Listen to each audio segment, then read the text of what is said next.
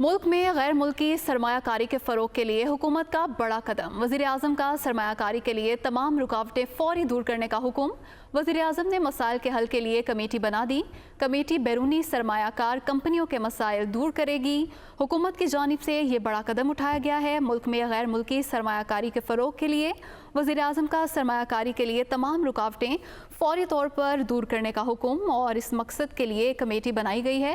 तफ़सीलात जानेंगे नुमाइंदा दुनिया न्यूज़ यासिर मलिक हमारे साथ मौजूद हैं। जी यासिर, बताइए इस हवाले से।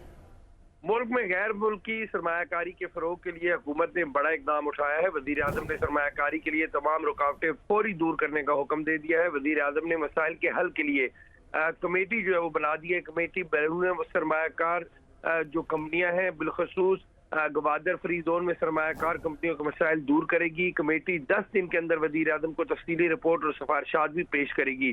चीनी सरमायाकार कंपनियों को तरजीही बुनियादों पर सहूलियात जो है वो फराम की जाए। वज़ीर आज़म शहबाज शरीफ की जानिब से ये कहा गया और कहा चीनी वर्कर्स के वीज़ा के असूल में तमाम रुकावटों की फौरी तौर पर हल किया जाए।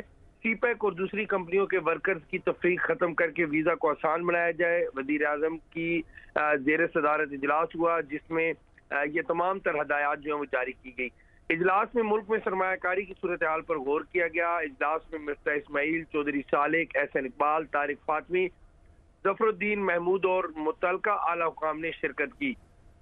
इजलास में वज़ीर आज़म को तवानाई, infrastructure, railway report, port infrastructure पर ब्रीफिंग दी गई। इजलास को 10 अरब की सरमायाकारी में दिलचस्पी रखने वाली कंपनियों के बारे में बताया गया। इस हवाले से अहम इजलास भी हुआ है। बहुत शुक्रिया यासिर, आपने तफसीलन अपडेट किया।